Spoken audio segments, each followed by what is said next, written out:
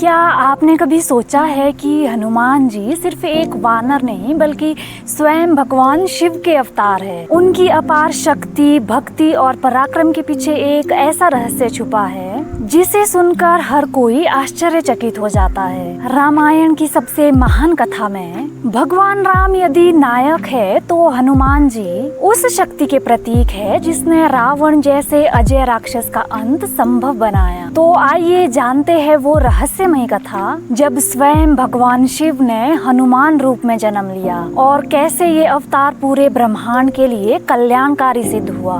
तो वीडियो में आगे बढ़ने से पहले अगर आपने अभी तक वीडियो को लाइक नहीं किया तो प्लीज़ वीडियो को लाइक कर दीजिए और चैनल को सब्सक्राइब कर दीजिए। तो चलिए कहानी शुरू करते हैं। त्रेता युग आने वाला था।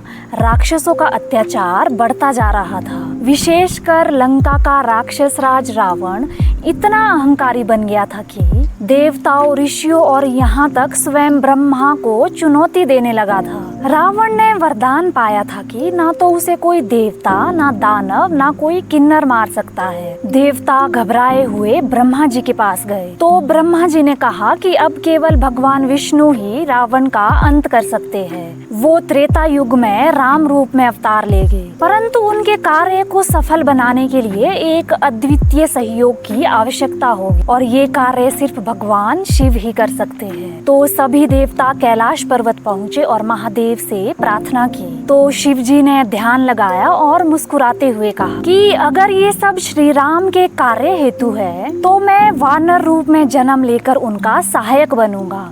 ये मेरा वचन है। धरती पर उस समय अंजना नामक अप्सरा जो श्रापवश वानर रूप में जन्मी थी, शिव जी की घोर तपस्या कर रही थी। उनकी एक ही इच्छा थी कि मुझे ऐसा पुत्र मिले जो शिव जी का अंश हो और पूरे संसार का कल्याण करे। उसी समय अयोध्या में राजा दशरथ ने पुत्रेष्ठ यज्ञ किया। यज्ञ से प्राप्त दिव्य पायस उनकी रानियों को दिया गया। कहा जाता है कि उस पायस का कुछ अंश वायुदेव के माध्यम से माता अंजना को भी प्राप्त हुआ। वायुदेव ने शिव जी की आज्ञा से अपनी शक्ति उस पायस में मिलाई और इस प्रकार अंजना देवी गर्भवती हुई। समय आने पर उन्होंने एक दिव्य पुत्र को जन्म दिया और वही थे हनुमान जी, भगवान शिव के अवतार। जन्म लेते ही उनके शरीर से दिव्य आभा फैल गई और समस्त वानर कुल में हर्ष का वातावरण फैल गया। बाल्यकाल में हनुमान अत्यंत चंचल और खेल प्रिय थे। एक दिन वो आकाश में चमकते सूर्य को देखकर सोचने लगे कि ये कोई लाल फल है। वो छलांग लगाकर आकाश की ओर बढ़े और सूर्य को निगलने का प्रयास किया। ये देखकर संसार अंधकारमय हो गया।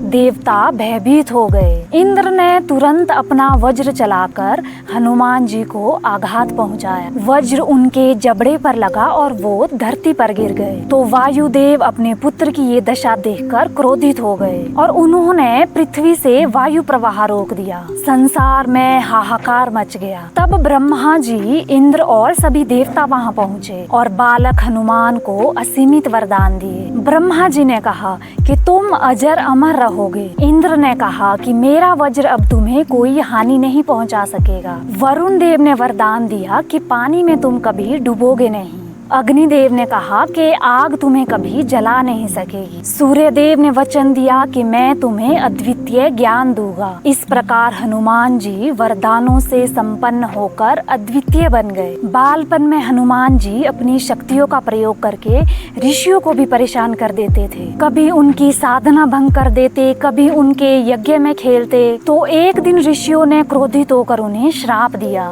कि हे बालक, तुम्हें अपनी शक्तियों का स्मरण तभी होगा जब तुम्हें कोई याद दिलाएगा। ये श्राप वास्तव में आशीर्वाद था, क्योंकि इससे हनुमान जी का अहंकार समाप्त हो गया और वो विनम्र बन गए। बड़े होकर हनुमान जी ने सूर्य देव से शिक्षा प्राप्त करने का निर्णय लिया। उन्होंने सूर्य के रथ के साथ चलते हुए वेद, शास्त्र, ज्योतिष और समस्त विद्या सीख ली। सूर्य देव उनके गुरु बने और प्रसन्न होकर आशीर्वाद दिया। समय बीतता गया और त्रेता युग युग में भगवान विष्णु ने राम रूप में अवतार लिया। वनवास के समय राम और लक्ष्मण सीता जी की खोज में निकले। तभी उनकी भेंट हुई हनुमान जी से। हनुमान जी ने राम को देखते ही पहचान लिया कि यही उनके आराध्य भगवान विष्णु है। उन्होंने भगवान राम को प्रणाम किया और आजीवन उनकी सेवा में समर्पित हो गए। रामायण की हर बड़ी घटना में हनुमान जी की महत्वपूर्ण भूमिका रही। वो समुद्र लांघकर लंका पहुँचे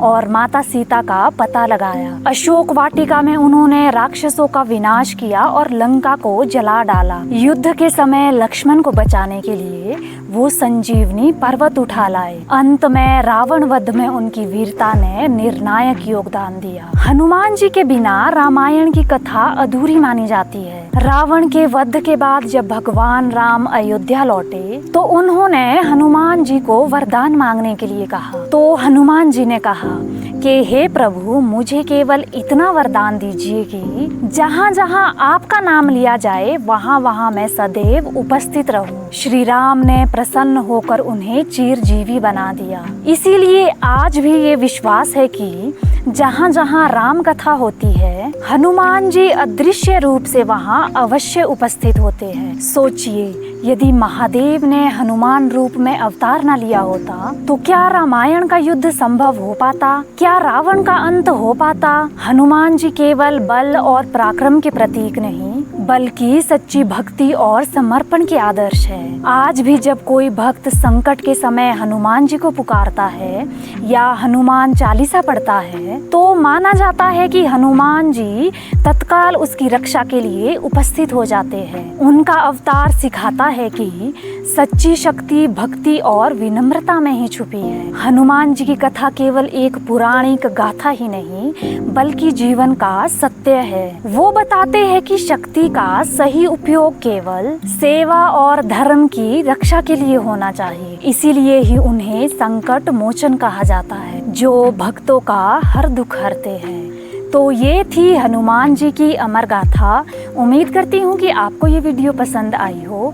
अगर आपको ये वीडियो पसंद आई हो तो प्लीज़ वीडियो को लाइक कर दीजिए, अपने दोस्तों के साथ शेयर कर दीजिए। चैनल पर नए हो तो चैनल को सब्सक्राइब कर दीजिए। फेसबुक पर देख रहे हो तो फॉलो ज़रूर करिए। आपसे मिलते हैं एक और इंटरेस्टिंग और ज्ञानप्रद कहानी के साथ। तब तक के लिए राधे राधे।